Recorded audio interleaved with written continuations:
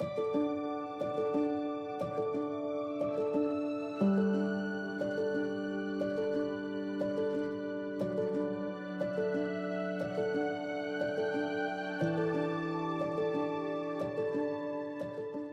à toi et bienvenue dans cette deuxième journée.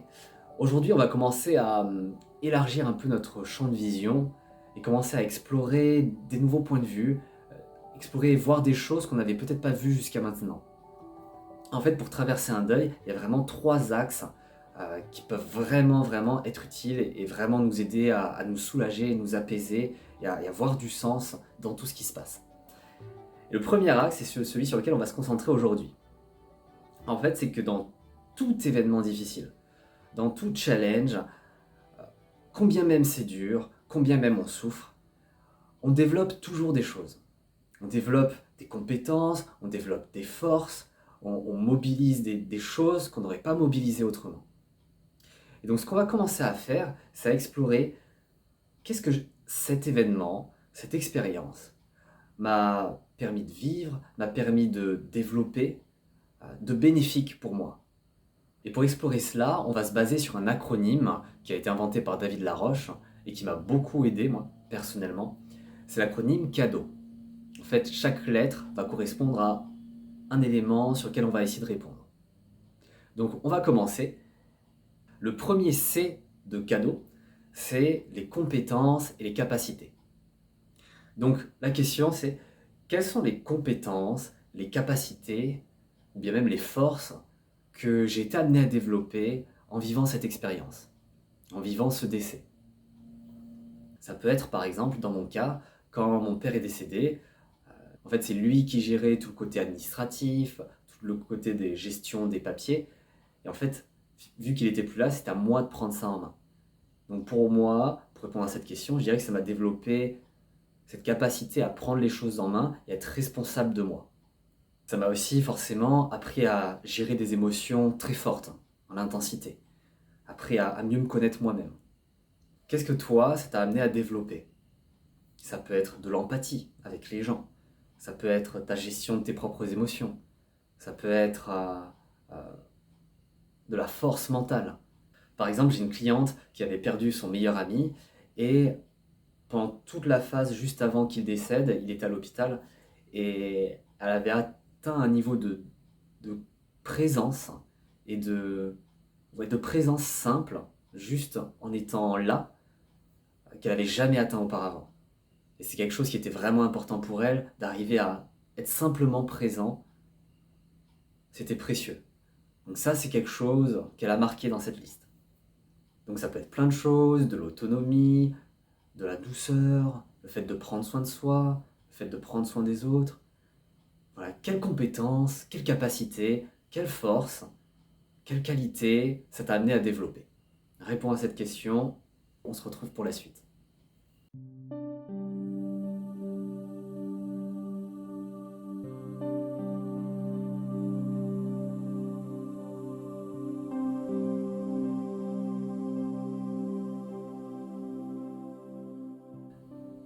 Ok, maintenant le deuxième point, le A. Le A, c'est les apprentissages. Quels apprentissages avoir vécu cette expérience, ça t'a apporté? Quelles leçons de vie importantes pour toi, ça t'a apprises?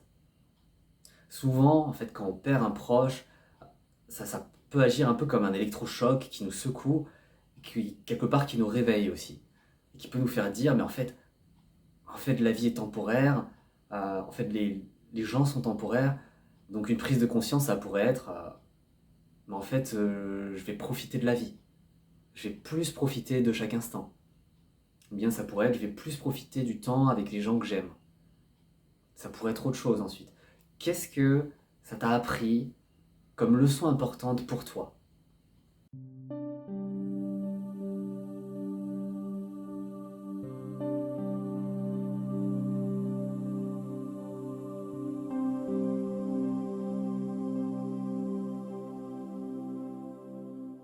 Ensuite, le D, c'est le désir. Quel désir ça a fait naître en toi, ou bien ça a ranimé en toi, ou bien ça a renforcé? Ça peut être par exemple le désir de profiter de la vie, le désir d'être présent, le désir de passer du temps avec les gens que t'aimes. Ça peut être le désir d'aller réaliser tes rêves ou de contribuer à une cause qui est importante pour toi. Quel désir cet événement te donne?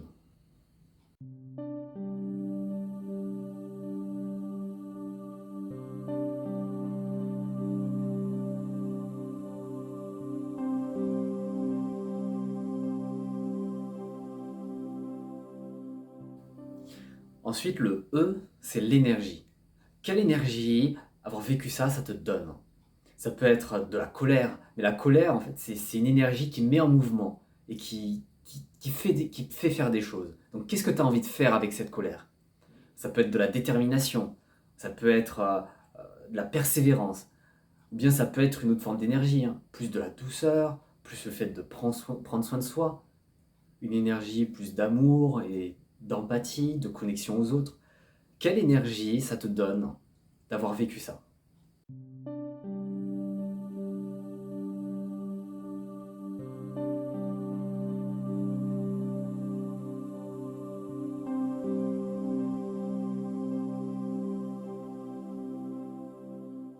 Ensuite, le A, c'est les actions. Quelles actions as-tu mis en place suite à ça? Quelles actions ça t'a poussé, ça t'a donné envie de mettre en place? Par exemple, il y a des histoires de gens qui ont perdu un proche et du coup, ils ont envoyé un mail à leur père hein, qu'ils n'avaient pas en contact depuis des dizaines d'années. Ils ont repris contact.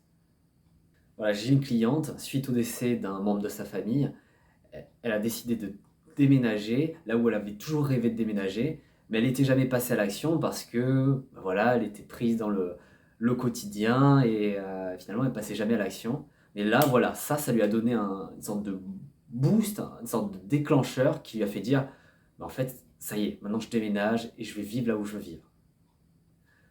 Quelles actions ça t'a poussé à faire d'avoir vécu ça?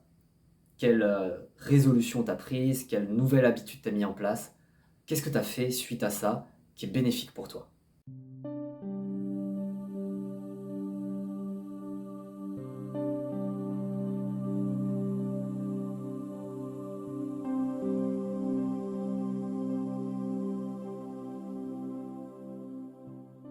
Et enfin, le U, c'est les unions.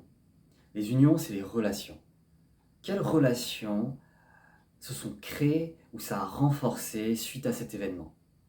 Souvent, quand on vit un événement difficile comme ça, les gens viennent pour nous soutenir, ça soude les gens aussi, ça rapproche les gens, ça crée un autre niveau de profondeur dans la relation. Ouais, j'ai vraiment vu ça dans ma famille. J'ai jamais vu ma famille aussi soudée que quand mon père est décédé. Et on a vraiment atteint un autre niveau de profondeur, de soutien les uns envers les autres, de présence les uns avec les autres, et avoir senti que la famille est soudée, mais comme ça l'a jamais été. Ça peut être avec la famille, ou les amis, ou d'autres gens que tu es amené à rencontrer.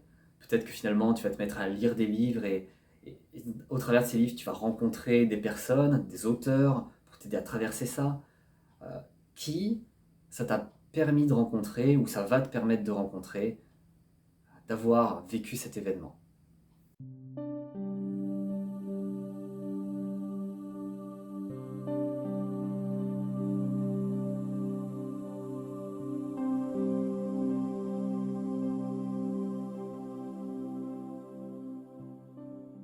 Voilà, bravo d'avoir été jusqu'au bout.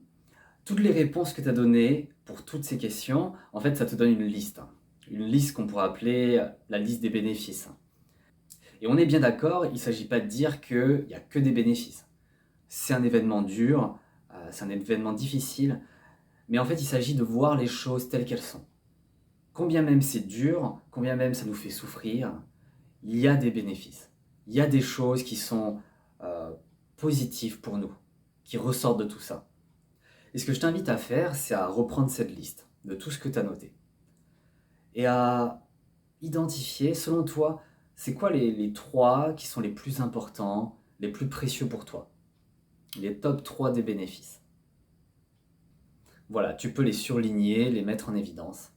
Et je t'invite tout au long des prochaines journées de compléter cette liste. si tu as des nouvelles idées qui te viennent, des nouvelles choses auxquelles tu n'avais pas pensé, ou en échangeant avec des gens, voilà, de compléter cette liste au fur et à mesure. Donc bravo d'avoir fait cette liste, on se retrouve juste après pour approfondir ça et vraiment mettre plus de sens dans ce qui s'est passé. Donc à tout de suite.